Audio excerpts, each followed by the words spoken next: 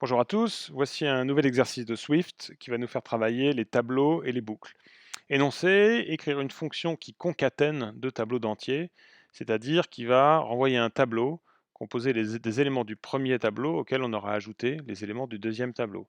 Par exemple, si j'ai un tableau composé de 2, 1, 4 et un autre de 7 et 18, notre fonction va renvoyer un seul tableau qui va contenir l'ensemble des éléments en respectant l'ordre des éléments dans les tableaux initiaux. Allez, je vous laisse le faire, et puis après je donne le corrigé tout de suite. C'est parti. Je crée ma fonction, mot-clé func. Le nom de ma fonction, j'essaie de prendre quelque chose d'explicite. On va prendre concaten tableau int, puisque c'est des tableaux d'entiers sur lesquels je travaille. Mes paramètres d'entrée, ce sont deux tableaux. Tableau 1, qui est un tableau d'entier. Je vous rappelle qu'un tableau, c'est crochet avec à l'intérieur le type des variables. Tableau 2, même chose, crochet int. En sortie, un tableau d'entier à nouveau, donc toujours crochet int. J'ouvre mon accolade et je commence à saisir mon code. Comment est-ce qu'on va faire cette opération-là? Je vous propose une façon simple en fait.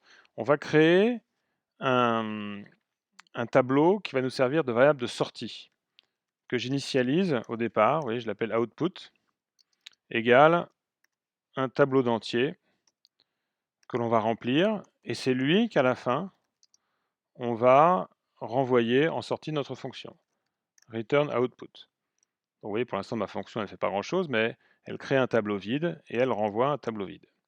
En fait, l'algorithme, ça va être de partir finalement du premier tableau, puisque lui, il est déjà tout fait, et on va ajouter les éléments du deuxième tableau. Et pour ça, on va faire une boucle en fait sur les éléments du deuxième tableau, et on va, un par un, les ajouter au premier tableau. Donc déjà, plutôt que de partir d'un tableau vide ici, on aurait pu partir tout simplement du tableau 1. Vous voyez mon tableau de sortie dans lequel on va remplir les éléments.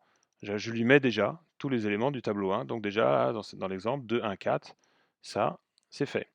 Et on peut faire, on peut affecter ici tableau 1, les valeurs du tableau 1, je les rentre dans notre tableau que j'avais appelé output.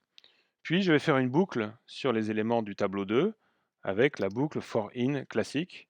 For, là je fais en français aujourd'hui, for nombre in tableau 2, accolade, et à l'intérieur de notre boucle qui parcourt le deuxième tableau, on va ajouter chaque élément du tableau à output avec la syntaxe append, qui en anglais veut dire ajouter. Output.append, j'ajoute quoi? J'ajoute le nombre. Je supprime ces lignes inutiles. Et voilà, en fait, le travail est fait. J'ai mon tableau 1 et j'ai parcouru tous les éléments de mon tableau 2, je les ai ajoutés à mon tableau output. Vérifions ça. On va créer une variable tableau 1, on peut rester sur l'exemple que j'avais donné dans l'énoncé. De 1, 4, let tableau 2 égale 7, 18. Allons-y pour concaten tableau. Heureusement, l'autocomplétion m'aide un peu. Vous voyez, tableau 1 et tableau 2, tableau 2. Voilà le résultat. 2, 1, 4, 7, 18. C'est fait. Alors, on peut aller plus loin sur cet exercice. Alors déjà, première chose, en fait, on pouvait se passer de cette fonction, puisque pour concaténer deux tableaux, il suffit d'utiliser l'opérateur plus. Regardez, tableau 1 plus tableau 2. Et bien ça marche. Vous voyez, l'opérateur plus s'adapte à des tableaux et se contente finalement d'ajouter le deuxième tableau à l'issue du premier.